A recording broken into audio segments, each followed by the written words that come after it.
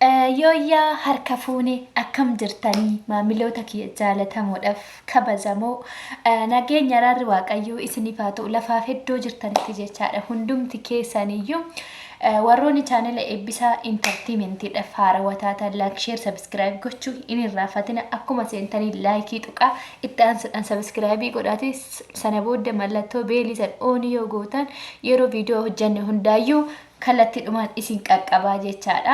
Egaa guyyaa har'aa maalin dubbachuu dhufe jechaadha. Guyyaa kaleessa viidiyoo waa'ee Abee dubbadheen ture. Kana dura viidiyoo waa'ee Abee hojjedhe irratti ijoolleen baay'een akka dallantanii fi akka koomentiin taane naa barreessaa turtan beekamaadha. Anii fi Abeenis karaa keessaa naa daawwaltee baqqaa dhiifama obboleessa koos gaafattee miidiyaa irrattis waliin baasnu jennee walii gallee turre jechaadha.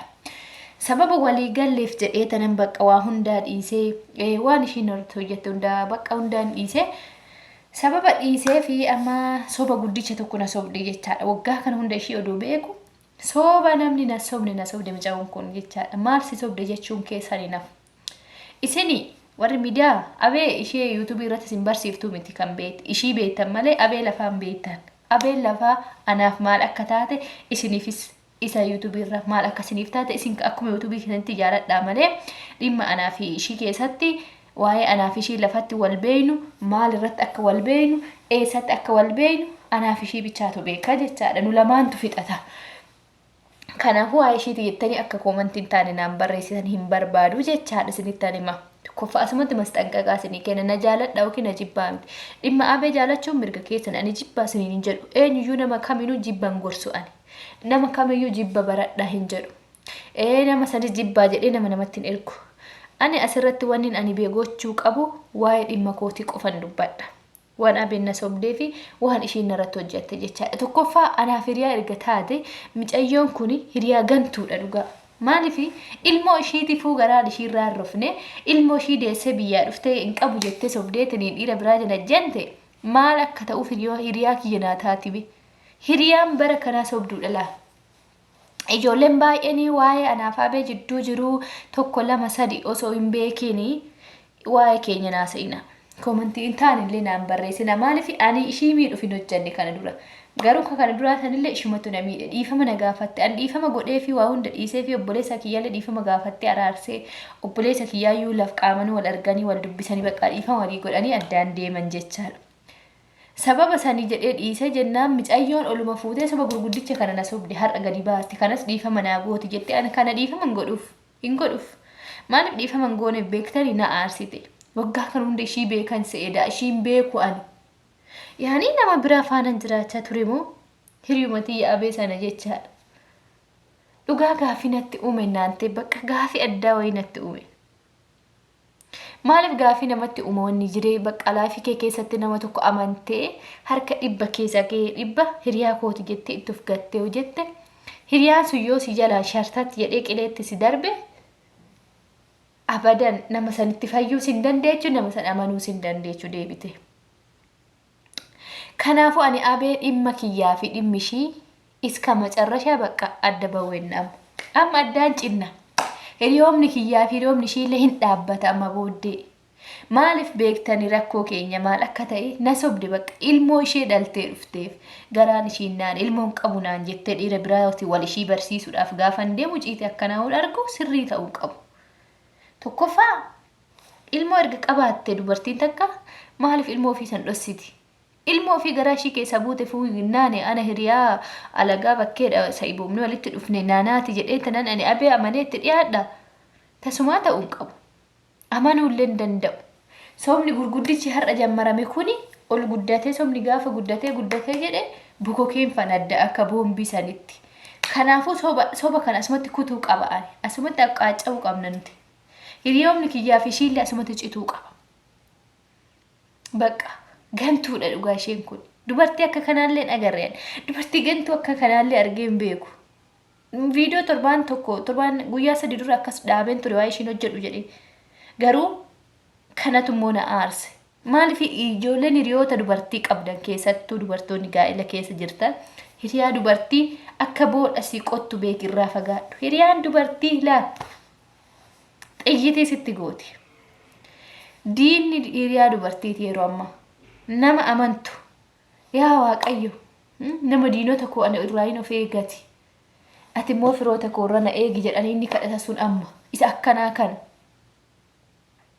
akkamitti innaante akkamitti namni nama soba akkamitti namni hiriyaan si gante akkamitti hiriyaan wajjiin guddatte hiriyaa waliin nyaattee hiriyaa walitti dhiyaattee wal akka jaalattu abee bakka biyya namaatti nama karaaratti wal baran karumarratti gargar bahan jedha sun kana kinu ani bisheen biyya namaatti wal barree biyya namaatti hiriyoomne kanaas biyyuma namaatti adda nafaa jirra amma bakka hiriyoomni keenya sumatti cituu qaba maaliif boru guddaatti hojiseen yoo gara faamilii jireenya faamilii jidduu walitti dhufeenya gurguddaa yoo uummanne akkamna gooti mucayyoon kun yaadanii beektu garuu sin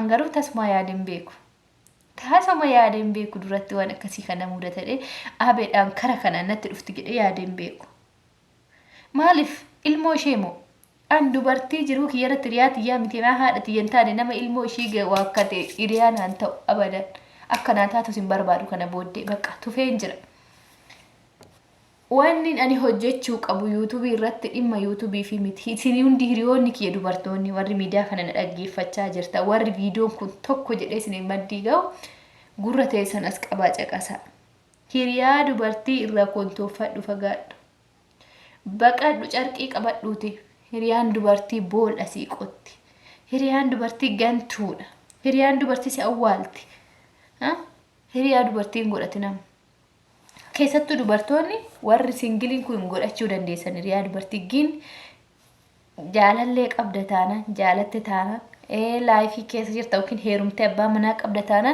hiriyaa dubartii fagootti ofirraa fageesse si jala garagarti gantuudha inde si maasiif naati si abbaa ilmoo ofiitiin ahaan jirtu dubarri bara kana ani abee bakka kanatti dheene dhugaa dubartii cimtuu se'eeyyu dubartii bakka fagootti wal arginu se'eeyyu dubartii fagoo wajjin deemnu se'eeyyu dubartii wajjin hojjannee boota guddaa wajji geennu se'eeyyu biyya namaa bichaa osoo hin taane hiriyoomni keenya waadaan keenya Itoophiyaatti illee qaama wal argine waa meeqa wajji hojjenna jennee karoorfannee turre garuu hin taane akka nu yaadne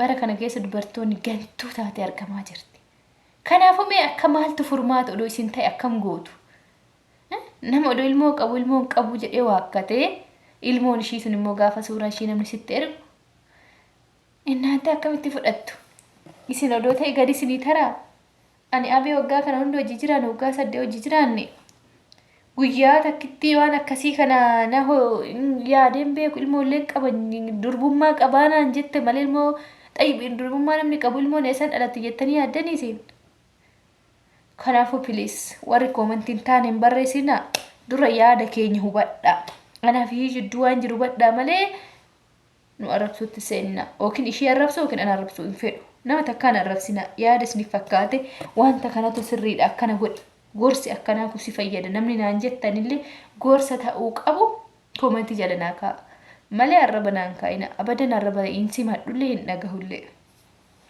tokko kana lammaffaa irratti immoo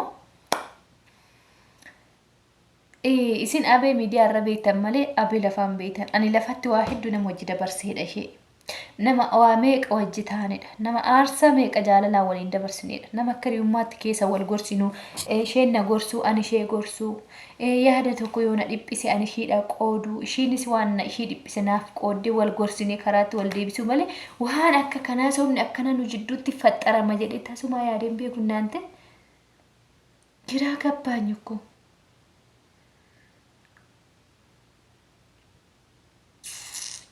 bara kana keessa nama amanuun yoo awwaa du'eeti jedhan du'eetu iyyuu biyya irra raranii haga guyyaa 3 iditti akka namni ka'ee gala jedhan በጣም na ajaa'ibde mucayyoon tun በጣም itti nama jaaladhuun keessi koo na sabbarame bakka lapheen nama tokko hin amantaa hin jaalattaa itti of gatta keessattuu bara kana keessa immoo muka abdatantu nama gana jedhan nama abdatanii fi muka abdatantu nama gana jedhan dhuguma jedhan ta'aa jira ka argaa jirra barichi bara dhumaate naante gantuun baay'atte nama ganutu baay'ate kanaafuu hiriyaa dubartii irra xanqaq jedha of eeggannoo taasisaa hiriyaa dubartootatti hin dhiyaatinaa dubartoonni bara kana keessa boolla isinii qoddi isin gatti, isin ajjeesti. Isin jala garagarti, isin ganti jechaadha. Hiriyaadha jettanii dubartoota. Keessattuu hiriyaa dubaraan baay'ifatina. Bakka. Ani har'a bichaa miti tadagaagamii hiriyoota dubartootatiin miidhameera. Hinduuma gaa'ila kiyya diiguu jidduu kaseenantu jira. Gin Abee san hundaayyuu hin beektu. Miskinummaa qabdi turte. Gin ilmoo ishiiti ergan taane anaariyyummaan taatu haga feete oduu miskiinallee taate haga feete oduu gaarummaa feete qabaatte haati ilmoo ishee waakkatte ana naan taatu ana oduu rakkoo tokko keessa jiraadhe akkamatti na waakkatte anallee hinde namni ilmoo ofiit hin taane moo anaa ta'a jedheeti yaada ta'uun qaba. Kanaafuu of eeggannoo godha dubartoonni keenya hiriyaa dubartii irraa fagaadha.